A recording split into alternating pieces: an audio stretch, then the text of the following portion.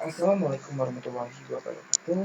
Di video kali ini saya akan membahas atau mempresentasikan hasil ujian akhir semester dan mata kuliah rekayasa perangkat lunak saya yang diajar oleh Bapak Dr. Ucup Darussalam ST,MP.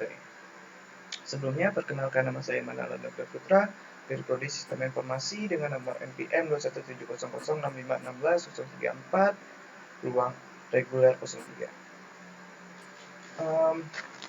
Untuk soal pertama, jelaskan proses pembuatan aplikasi mobile dan lengkapi dengan diagram. Gambaran umum tentang proses pembuatan aplikasi mobile yang umumnya diterapkan berikut adalah langkah-langkah umum dalam pembuatan aplikasi. Satu, perencanaan. Tahap ini melibatkan pemahaman yang mendalam tentang kebutuhan pengguna, tujuan aplikasi, target pasar, dan fitur utama yang perlu diterapkan. Tim pengembangan juga biasanya membuat rencana proyek yang mencakup jadwal, anggaran, dan sumber daya yang diperlukan. Dua, analisis. Ini adalah langkah untuk menganalisis persyaratan fungsional dan non-fungsional aplikasi. Ini melibatkan identifikasi kebutuhan pengguna, kebutuhan teknik, dan kendala proyek. Yang ketiga, desain. Tim pengembangan akan menciptakan desain keseluruhan dari aplikasi, termasuk desain antarmuka pengguna atau dikenal UI, dan pengalaman pengguna yaitu atau UX. Diagram alur aplikasi, wireframe, prototype dibuat biasanya pada tahapan atau langkah-langkah ini. Pada langkah nomor 3 ini. Nomor 4, pengembangan. Ini adalah tahap di mana kode aplikasi sebenarnya untuk dibuat. Pengembangan biasanya menggunakan bahasa pemrograman yang dipilih. Biasanya itu terdiri dari Dart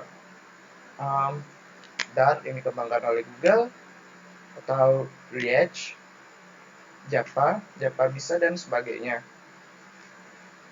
Java, Kotlin dan sebagainya. Dan kerangka kerja. Dan pada tahapan ini kerangka kerja dipilih untuk membangun aplikasi, baik untuk platform iOS, Android, atau keduanya.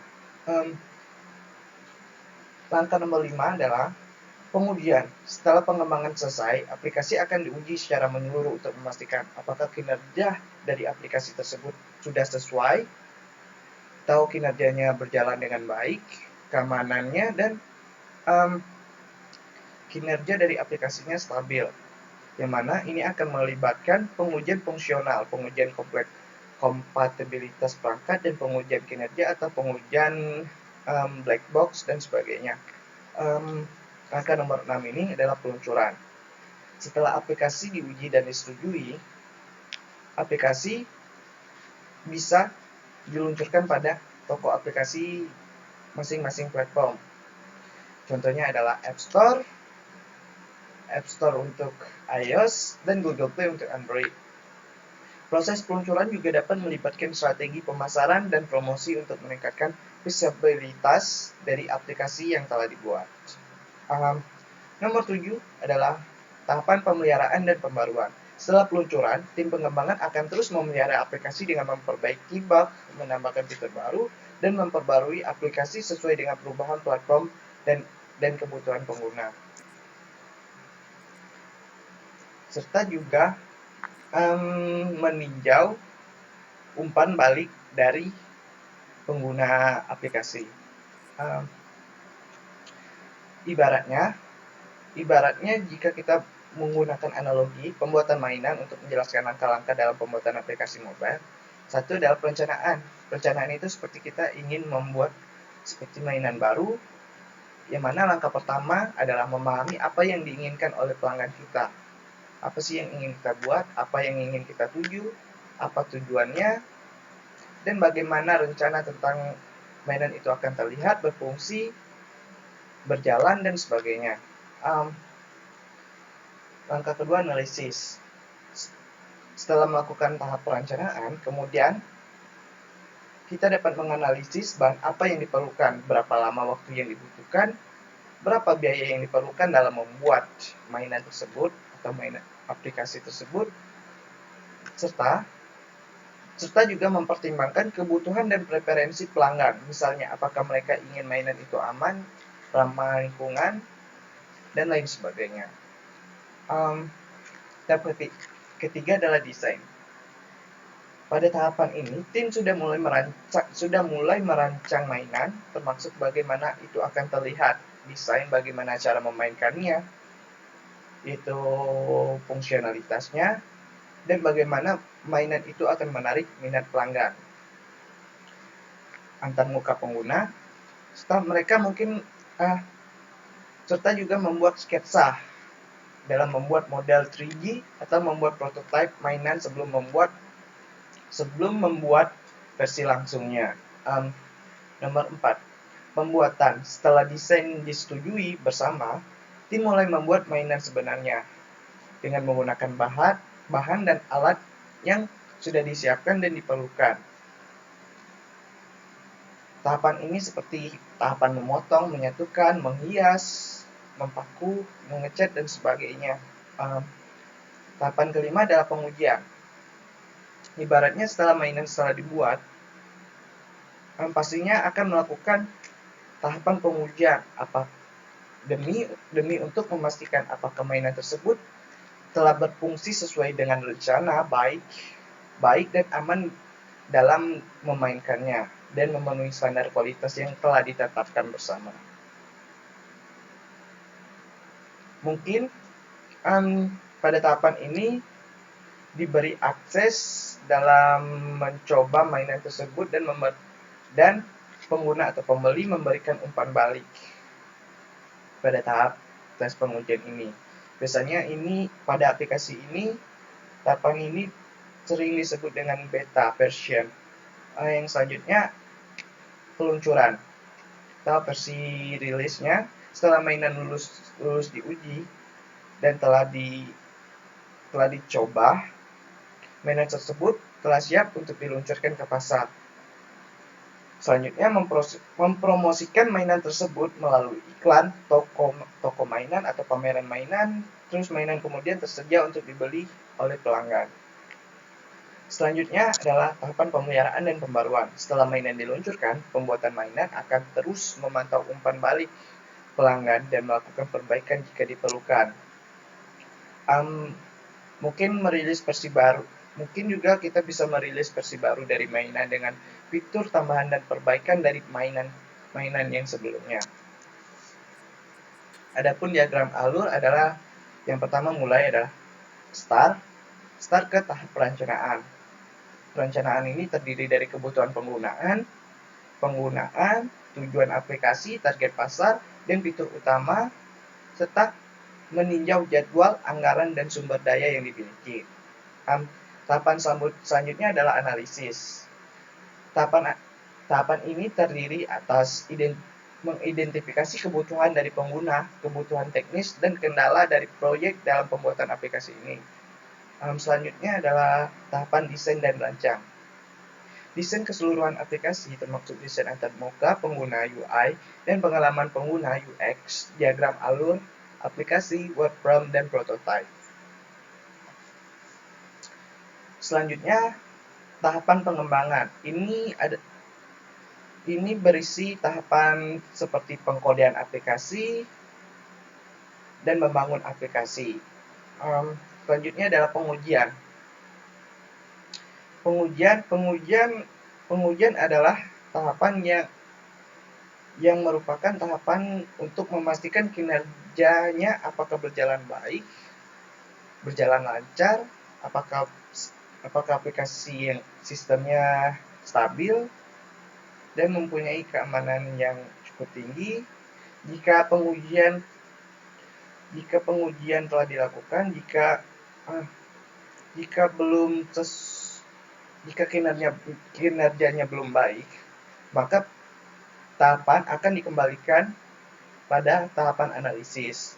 Jika pengujian telah memenuhi syarat, maka tahapan dilanjutkan ke tahapan peluncuran. Tahapan ini terdiri dari memilih platform toko aplikasi yang ingin kita launching, yang ingin kita launchingkan aplikasinya di sana. Selanjutnya, tahapan pemeliharaan dan pembaruan. setelah aplikasi diluncurkan dan sudah jadi, memelihara aplikasi sangat diperlukan demi memperbaiki, yaitu seperti memperbaiki bug, menambahkan fitur baru, dan memperbarui aplikasi agar aplikasi kita tidak monoton.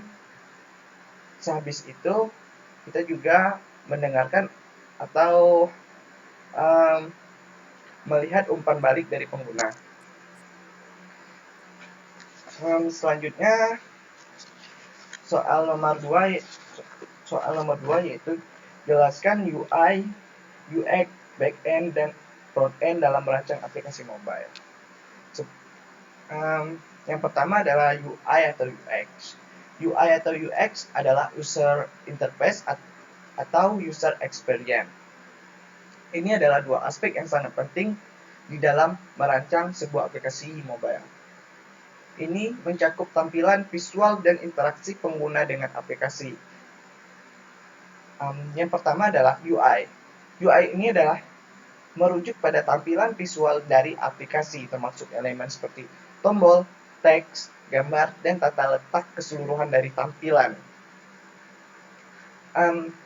Desain UI haruslah menarik dan estetik, sehingga dapat menarik pengguna untuk menggunakan atau mengunduh aplikasi kita. Selanjutnya, konsistensi sangat diperlukan dalam mendesain, seperti penggunaan warna, icon, penggunaan warna yang cocok dan balance, ikon yang menarik, dan tipografi.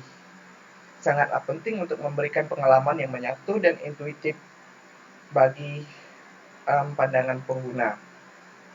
UI haruslah mudah dinavigasi dan mengikuti prinsip-prinsip desain yang baik untuk memastikan pengguna dapat menemukan fungsi-fungsi yang mereka butuhkan dengan mudah.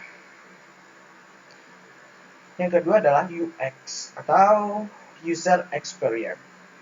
UX ini adalah berkaitan dengan pengalaman pengguna secara keseluruhan saat menggunakan aplikasi, termasuk bagaimana mereka berinteraksi dengan aplikasi kita dan seberapa mudah mereka menemukan fitur-fitur yang mereka butuhkan dan yang mereka gunakan, dan seberapa memuaskankah pengalaman mereka dalam menggunakan aplikasi kita. Selanjutnya, desain UX yang baik akan mempertimbangkan kebutuhan dan preferensi pengguna serta memberikan solusi yang efektif untuk masalah-masalah yang mereka hadapi. Proses UX ini biasanya melibatkan pembuatan wireframe atau prototype untuk menguji konsep dan mengidentifikasi area-area yang perlu diperbaiki sebelum mengembangkan aplikasi sebenarnya. Penggunaan prinsip-prinsip desain seperti kesederhanaan, keterpaduan, dan fungsionalitas sangatlah penting dalam menciptakan pengalaman penggunaan agar mereka puas. Dalam merancang aplikasi mobile, fokus pada UI dan UX akan membantu memastikan bahwa pengguna merasa nyaman dan terlibat saat menggunakan aplikasi, yang mana pada gilirannya ini akan meningkatkan retensi pengguna dan kepuasan mereka atas aplikasi kita. Dengan mengintegrasikan desain UX atau UX yang baik, aplikasi kita dapat menjadi lebih menarik, mudah digunakan, dan efektif dalam memenuhi kebutuhan penggunaan. Yang selanjutnya adalah back-end. Berdasarkan uraian materi perkuliahan sebelumnya, yaitu minggu pertemuan 14 atau 15, back-end dalam konteks pembuatan aplikasi mobile ini merujuk pada bagian dari aplikasi yang bertanggung jawab untuk menyimpan dan mengelola data, serta menangani logika bisnis dan fungsi-fungsi yang tidak langsung terlihat oleh pengguna. Berikut adalah penjelasan lebih detailnya. Yang pertama adalah fungsi back-end. Back-end bertanggung jawab untuk menyimpan data yang digunakan oleh aplikasi seperti informasi penggunaan, konten aplikasi, dan pengaturan aplikasi. Ini juga mengelola logika bisnis aplikasi, termasuk validasi, autentikasi pengguna, izin akses, dan proses lainnya. Back-end akan memberikan antarmuka untuk berkomunikasi antara aplikasi mobile dan server tempat data disimpan. Ini memungkinkan aplikasi mobile untuk mengambil dan mengirim data dari dari satu server ke server lainnya. Backend seringkali menggunakan teknologi seperti basis data atau database dalam menyimpan data dari aplikasi, serta bahasa pemrograman dan framework untuk mengelola logika bisnis dan menyediakan antarmuka dengan aplikasi mobile. Ini seperti flowchart atau algoritma dari aplikasi. Yang selanjutnya, interaksi antara front-end dan back-end. Front-end aplikasi mobile berinteraksi dengan back-end melalui API atau biasa dikenal Application Programming Interface. API ini akan menyediakan titik akhir atau endpoint yang memungkinkan aplikasi mobile dalam mengambil, mengirim, dan memperbarui data di server aplikasi. Saat aplikasi mobile membutuhkan data, seperti daftar penggunaan atau konten aplikasi, ia akan membuat permintaan ke backend melalui API backend, kemudian memproses permintaan tersebut dan mengirimkan data yang diminta kembali ke aplikasi mobile. Sebaliknya, saat penggunaan melakukan tindakan tertentu di aplikasi mobile, seperti membuat kiriman baru atau memperbarui profil pengguna atau mengirim pesan, biasanya aplikasi mobile akan mengirimkan permintaan ke backend melalui API untuk memproses tindakan tersebut dan menyimpan perubahan ke server. Yang ketiga, pemeliharaan dan skalabilitas. Backend juga memerlukan pemeliharaan dan peningkatan terus-menerus untuk memastikan keandalan kinerja dari sistem serta juga keamanan dari sistem. Ketika aplikasi mobile berkembang dan penggunaan meningkat, backend juga harus dapat diskalakan secara horizontal. Itu seperti menambahkan sumber daya tambahan dalam menangani beban yang lebih besar. Dengan memahami peran dan fungsi backend dalam pembuatan aplikasi, pengembangan dapat merancang dan mengimplementasikan sistem backend yang efektif dan dapat diandalkan untuk mendukung aplikasi mobile yang sukses dan memuaskan pengguna. Berikut adalah langkah kerja dari backend, yaitu adalah analis, develop, setelah develop, tes, setelah tes, develop lagi, setelah develop ke monitor cycle. Di perkuliahan minggu 14, dijelaskan bahwa backend memiliki peran yang sangat penting dalam setiap tahapan dari siklus pengembangan tersebut. Berikut adalah cara backend terlibat dalam setiap tahapan. Yang pertama, analisis. Backend akan membantu dalam menganalisis kebutuhan pengguna dan persyaratan bisnis yang diperlukan untuk aplikasi. Ini juga membantu dalam mengidentifikasi sumber daya dan infrastruktur yang dibutuhkan untuk mendukung aplikasi, termasuk pemilihan basis data yang sesuai dan konfigurasi dari server. Yang kedua, develop, pengembangan. Backend akan bertanggung jawab untuk mengembangkan dan mengimplementasikan logika bisnis atau algoritma bisnis aplikasi, fungsi, dan proses yang diperlukan untuk menjalankan aplikasi. Ini akan melibatkan pembuatan API, aplikasi programming interface, diperlukan untuk berkomunikasi antara aplikasi mobile dan server backend. Yang ketiga, tes, uji coba. Backend perlu diuji untuk memastikan bahwa logika bisnis yang dibangun berfungsi dengan benar atau berfungsi dengan lancar, dan API yang disediakan dapat diakses dan memberikan respon yang sesuai. Ini biasanya melibatkan pengujian unit integrasi dan pengujian kinerja backend. Yang keempat, develop. Alur langkah keempat adalah develop atau pengembangan di tahap berikutnya. Berdasarkan hasil dari pengujian, backend mungkin akan perlu dikembangkan lebih lanjut atau dimodifikasi untuk memperbaiki bug atau menambahkan fitur-fitur baru yang ditemukan selama pengujian. Ini akan melibatkan iterasi dalam pengembangan backend untuk meningkatkan kualitas dan fungsionalitas dari aplikasi. Yang kelima, monitor cycle atau siklus pemantauan. Setelah aplikasi diluncurkan, backend akan memantau secara terus-menerus untuk memastikan kinerja aplikasi tetap optimal. Ini akan melibatkan pemantauan kinerja server, keandalan sistem, dan pemecahan masalah untuk memperbaiki masalah yang mungkin muncul selama operasi aplikasi. Dengan demikian, backend memainkan peran kunci dalam setiap tahapan siklus pengembangan atau pembuatan pembuatan perangkat lunak atau aplikasi, mulai dari analisis kebutuhan hingga pemantauan dan pemeliharaan setelah peluncuran aplikasi. Selanjutnya adalah front-end. Front-end dalam konteks pengembangan atau perancangan aplikasi web, mobile, merujuk pada bagian dari aplikasi yang bersentuhan langsung dengan pengguna. Ini adalah bagian dari aplikasi yang dapat dilihat dan diakses oleh pengguna dan mencakup tampilan visual antarmuka pengguna dan pengalaman pengguna. Berikut adalah beberapa poin penting. Satu, antarmuka pengguna, user interface UI. Front-end bertanggung jawab untuk menyajikan informasi kepada pengguna dalam bentuk yang mudah dimengerti dan menarik secara visual. Ini mencakup desain elemen-elemen seperti tombol, formulir, teks, gambar, ikon, dan elemen-elemen lainnya yang digunakan oleh pengguna dalam berinteraksi dengan aplikasi. Selanjutnya, desain UI haruslah intuitif dan mudah dinavigasi oleh pengguna, karena ini akan memungkinkan pengguna atau mereka untuk menemukan fitur-fitur dan informasi yang mereka butuhkan dan yang mereka akan gunakan dengan cepat dan efisien. Yang kedua adalah pengalaman penggunaan, user interface (UX). Selain tampilan visual, front-end juga bertanggung jawab untuk menyediakan pengalaman pengguna yang baik dan memuaskan. Ini seperti mencakup aspek-aspek seperti responsivitas dari aplikasi. Aplikasi dapat diakses dan digunakan dengan baik di berbagai perangkat dan ukuran layar. Kinerja yang cepat, atau aplikasi yang merespon dengan cepat terhadap tindakan pengguna, dan konsistensi desain atau antarmuka aplikasi memiliki tata letak dan pola desain yang bersifat konsisten, tidak berubah-ubah.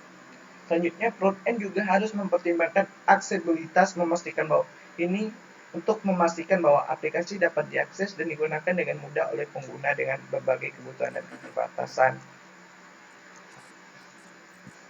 Selanjutnya, ketiga, yaitu bahasa pemrograman dan teknologi. Front-end biasanya dikembangkan menggunakan bahasa pemrograman seperti HTML atau Hypertext Markup Language, atau CSS, JavaScript, atau C#. HTML digunakan untuk struktur dan markup konten aplikasi. CSS akan digunakan untuk mengatur tampilan dan gaya visual, dan JavaScript digunakan untuk membuat aplikasi interaktif dan responsif terhadap tindakan pengguna. Framework dan library. Ada banyak framework dan library front-end yang tersedia untuk mempercepat pengembangan aplikasi dan menyediakan alat-alat fitur yang diperlukan. Contoh framework front-end termasuk React.js, Angular, Vue, sementara contoh library termasuk jQuery dan Bootstrap. Penambahan dari bahasa pemrograman juga biasanya front-end menggunakan seperti Kotlin dan juga Java. Dengan demikian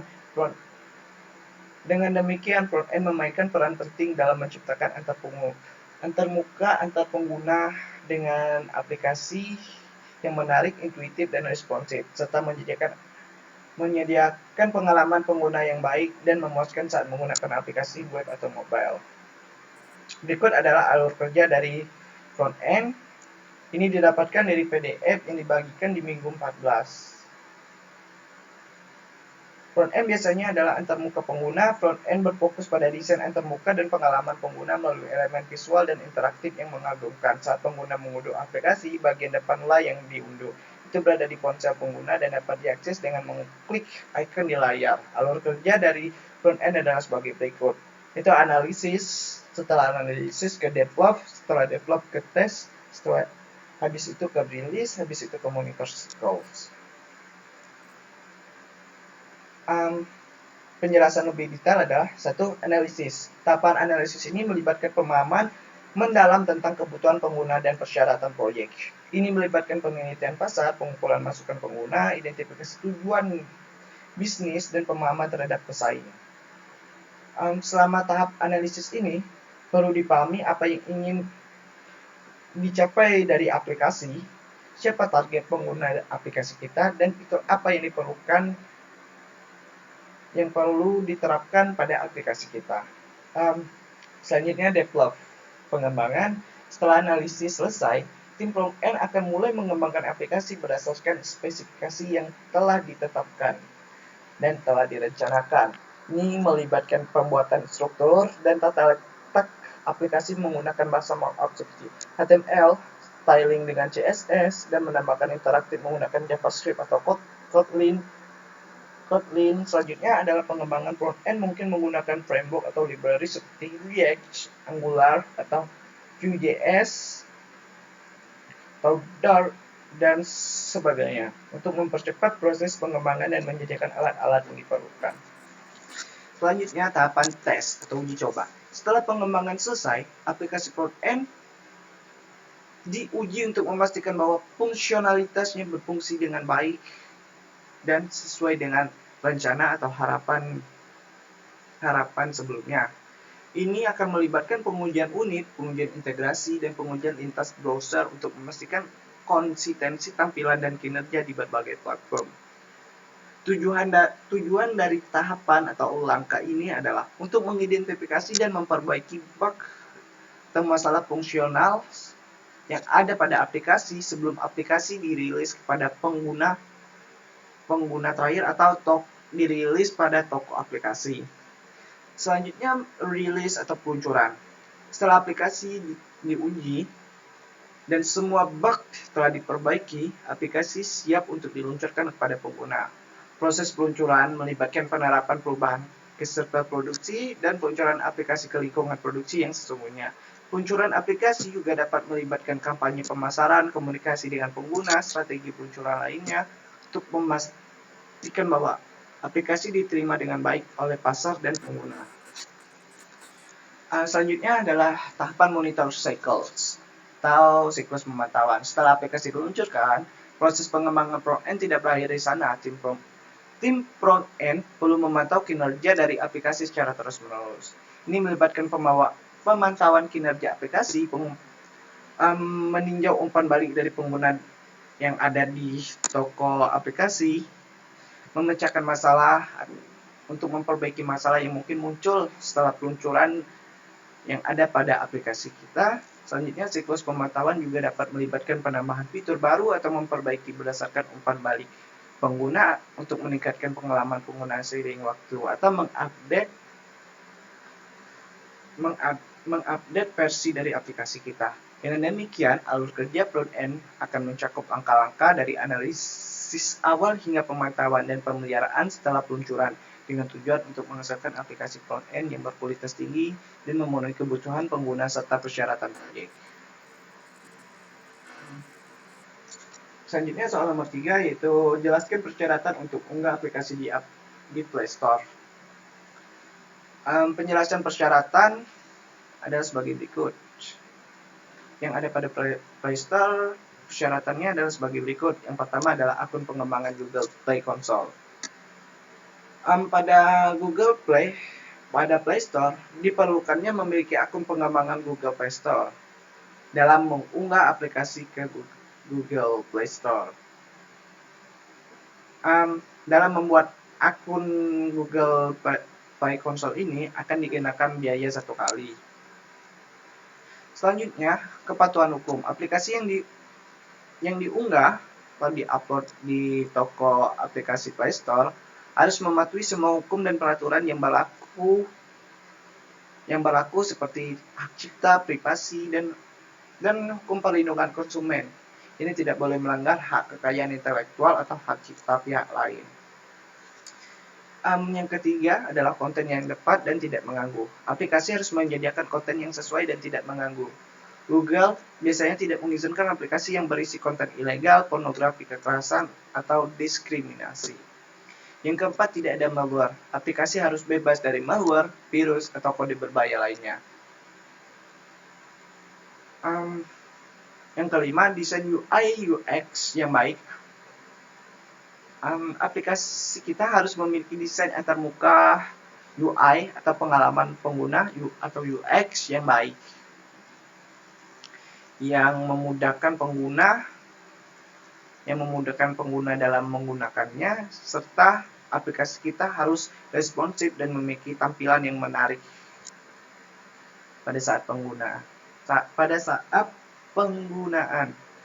Yang keenam, pemenuhan persyaratan fungsional. Memastikan aplikasi apakah berfungsi dengan baik dan tidak memiliki bug atau masalah fungsional yang signifikan. Yang ketujuh, kesesuaian dengan kebijakan Google Play. Aplikasi harus mematuhi semua kebijakan Google Play, termasuk kebijakan konten, kebijakan privasi, dan ketentuan layanan. 8. Ikhtisar aplikasi. Diperlukan menyediakan deskripsi singkat tentang aplikasi, termasuk ikhtisar fitur-fiturnya dan informasi lainnya. Selanjutnya, lisensi dan izin. Pastikan memiliki lisensi dan izin yang diperlukan untuk menggunakan semua konten gambar dan bahan yang termasuk di dalam aplikasi kita. Yang selanjutnya 10. Pembayaran dan biaya. Biasanya pengembang perlu menyetujui ketentuan pembayaran Google Play. Ini termasuk biaya distribusi dan komisi bagi hasil. Selanjutnya, setelah memastikan bahwa aplikasi kita memenuhi semua persyaratan yang telah disebutkan, selanjutnya aplikasi dapat diunduh ke Google Play Console untuk ditinjau oleh tim Google itu sendiri. Jika aplikasi lolos peninjauan, maka aplikasi dapat diterbitkan di Google Play Store dan dapat diunduh oleh pengguna. Note, untuk publikasi, biasanya pengembang menyesuaikan dengan toko aplikasi yang relevan dan sesuai aplikasi yang dirancang dan dikembangkan dengan persyaratan yang ada pada masing-masing toko. Ini dijelaskan pada materi minggu 12. Soal nomor 4. Metode security dalam aplikasi agar tidak terjadi penyusupan malware atau virus. Untuk mencegah penyusupan malware atau virus ke dalam aplikasi, pengembang perlu menerapkan berbagai metode keamanan. Berikut adalah beberapa metodenya. 1. Validasi input. Pastikan semua input yang diterima oleh pengguna aplikasi divalidasi dengan benar. Ini dapat mencegah serangan injeksi SQL dan serangan input yang tidak valid. 2. Pembaruan rutin. Pastikan aplikasi selalu diperbarui dengan versi terbaru yang memperbaiki kerentanan keamanan dan bug. Pengembangan juga harus memperbarui dependensi pihak ketiga secara teratur. 3. Kode sumber terbuka. Membuat kode sumber aplikasi terbuka dapat memungkinkan komunitas untuk mengaudit dan memperbaiki kelemahan keamanan yang ada di aplikasi. 4. Penggunaan HTTPS. Selalu gunakan protokol HTTPS untuk komunikasi antara aplikasi dan server. Ini memastikan data yang ditransfer antara klien dan server terenkripsi. Selanjutnya, pemeriksaan tanda tangan. Aplikasi Android yang diunduh ke Google Play Store harus ditandatangani dengan kunci yang unik. Pemeriksaan tanda tangan dapat membantu mencegah distribusi aplikasi palsu atau aplikasi dimodifikasi. Selanjutnya, 6. Pemutusan akses yang tidak diperlukan. Batasi akses aplikasi hanya pada sumber daya yang diperlukan. Ini dapat dilakukan melalui konfigurasi izin yang tepat dalam file manifest aplikasi. 7. Pengkodean kode. Pengkodean kode aplikasi dapat membuatnya sulit untuk dianalisis dan dimodifikasi oleh pihak yang tidak sah. 8. Pengujian keamanan. Lakukan pengujian keamanan secara teratur untuk mengidentifikasi dan memperbaiki kerentanan keamanan yang ada di dalam aplikasi. 9. Proteksi penjelajah. Menerapkan kebijakan keamanan di header HTTP untuk melindungi aplikasi dari serangan XSS atau cross-site scripting dan CRSF, yaitu cross-site request forgery. Selanjutnya, monitor dan analisis. Terapkan solusi monitoring dan analisis untuk mendeteksi aktivitas yang mencurigakan dan insiden keamanan yang mungkin terjadi di dalam aplikasi. Dengan menerapkan kombinasi dari metode keamanan ini dapat membantu mengurangi risiko penyusupan malware atau risiko dalam aplikasi. Penting juga untuk selalu mengikuti praktik keamanan terbaik dan memperbarui metode keamanan sesuai dengan perkembangan ancaman keamanan yang terus berubah setiap tahunnya. Fitur keamanan sangat penting karena ini ibaratnya sama seperti dengan mainan yang harus terbebas dari racun atau bahan berbahaya. Karena keduanya memiliki dampak yang serupa terhadap pengguna atau pemain. Yang pertama, perlindungan pengguna seperti mainan yang aman untuk dimainkan oleh anak-anak tanpa risiko meracuni mereka. Aplikasi yang aman akan memberikan perlindungan kepada pengguna dari potensi ancaman dan bahaya. Ini akan memastikan bahwa pengguna dapat menggunakan aplikasi tanpa khawatir akan keamanan data pribadi mereka atau perangkat mereka yang terancam. Yang kedua, kepercayaan dan kepuasan pengguna. Seperti orang tua yang akan merasa nyaman memberikan mainan yang aman kepada anak-anak mereka, penggunaan aplikasi juga akan merasa lebih percaya diri dan puas menggunakan aplikasi yang telah terbukti aman. Keamanan adalah faktor kunci dalam membangun kepercayaan pengguna dan memastikan pengguna yang berkelanjutan dari aplikasi. Yang ketiga adalah risiko kesehatan dan keuangan. Seperti seolahnya mainan ini yang beracun ini yang mana dapat membahayakan kesehatan anak-anak, yang mana di dalamnya memerlukan perawatan medis yang mahal. Begitu juga dengan aplikasi yang rentan terhadap serangan malware atau pelanggaran keamanan. Ini akan dapat berpotensi merugikan pengguna secara finansial atau menyebabkan kerugian data yang signifikan. Keamanan yang kurang akan dapat mengakibatkan kerugian yang serius bagi pengguna perusahaan ataupun organisasi. Yang keempat, pencegahan dan penghapusan risiko. Seperti seolahnya mainan ini yang terbuat dari bahan aman agar mencegah risiko terpapar dari bahan yang berbahaya. Pengembangan dan penerapan praktik keamanan yang baik juga pada aplikasi juga dapat membantu mencegah mengurangi risiko terhadap serangan cyber dan pelanggaran keamanan, sama seperti ibaratnya seperti mainan tadi. Ini sangat penting menyematkan fitur keamanan dalam mengembangkan aplikasi. Ini agar menjadi lebih mudah dipahami oleh semua pihak terlibat, seperti seolah ibaratnya mainan yang aman tadi, yang mana memberikan perlindungan dan keamanan pada anak-anak yang memainkannya. Aplikasi yang aman akan memberikan perlindungan dan keamanan kepada pengguna mereka demi membangun kepercayaan dan memastikan pengalaman penggunaan yang positif. Soal nomor 2, updating application komponen apa saja yang wajib dilakukan update pada aplikasi. Update aplikasi atau pembaruan aplikasi biasanya merujuk pada proses memperbarui atau meningkatkan versi aplikasi yang sudah ada sebelumnya. Ini bertujuan untuk memberikan peningkatan fungsionalitas, kinerja, dan keamanan pada aplikasi. Pembaruan aplikasi sangat penting untuk menjaga aplikasi tetap relevan, aman, dan berkinerja baik seiring waktu. Yang wajib diperbarui adalah sebagai berikut. 1. Peningkatan fungsionalitas.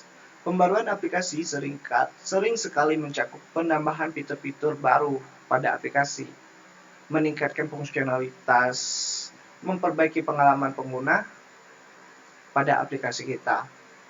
Ini berupa seperti penambahan fitur baru, memperbaiki bug, atau perubahan dalam antarmuka pengguna. Selanjutnya, 2. Pembaruan keamanan.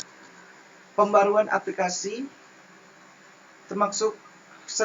sering sekali termasuk perbaikan untuk kerentanan keamanan yang ditemukan di dalam versi aplikasi sebelumnya. Ini mencakup perbaikan bug yang berpotensi menyebabkan pelanggaran keamanan dan peningkatan enkripsi data atau implementasi fitur keamanan tambahan pada aplikasi. Yang ketiga, optimasi kinerja. Pembaruan aplikasi juga dapat mencakup optimasi kinerja yang bertujuan untuk meningkatkan kecepatan, responsivitas, dan efisiensi dari sistem aplikasi. Ini bisa berupa pengoptimalan kode, manajemen memori yang lebih baik, atau peningkatan algoritma dari aplikasi. Yang keempat, peningkatan kompatibilitas. Saat sistem operasi atau perangkat keras mengalami pembaruan, aplikasi juga perlu diperbarui untuk memastikan kompatibilitas yang baik dengan perangkat dan lingkungan baru. Ini biasanya mencakup penyesuaian dengan perubahan API sistem operasi atau perubahan dalam spesifikasi perangkat keras.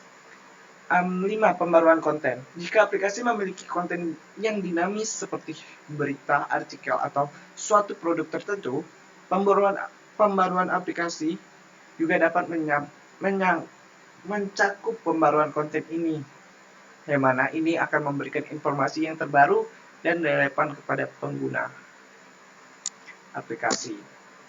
Yang keenam, perbaikan bug. Setiap pembaruan aplikasi biasanya juga mencakup perbaikan atau bug atau masalah fungsional yang ditemukan dalam versi aplikasi sebelumnya. Ini bisa mencakup perbaikan untuk kesalahan logika aplikasi, peningkatan stabilitas, atau penanganan kasus ekstrim yang tidak diantisipasi atau tidak diduga pada sebelumnya. Yang ketujuh adalah kepatuhan peraturan. Pembaruan aplikasi juga dapat diperlukan untuk memastikan aplikasi tetap mematuhi peraturan dan kebijakan dari platform distribusi atau toko aplikasi seperti Google Play Store atau Apple App Store. Ini bisa termasuk penyesuaian dengan perubahan kebijakan privasi, persyaratan hak cipta, atau pedoman penilaian konten. Melalui pembaruan aplikasi yang teratur, pengembangan dapat memastikan aplikasi tetap relevan, aman, dan berkinerja baik seiring waktu, serta menjaga kepuasan pengguna dan kepercayaan terhadap produk mereka. Sekian presentasi hasil jawaban UAS terkait rekayasa pangkat lunak ini. Apabila terdapat kesalahan kata, saya mohon maaf. Saya tutup. Wassalamualaikum warahmatullahi wabarakatuh.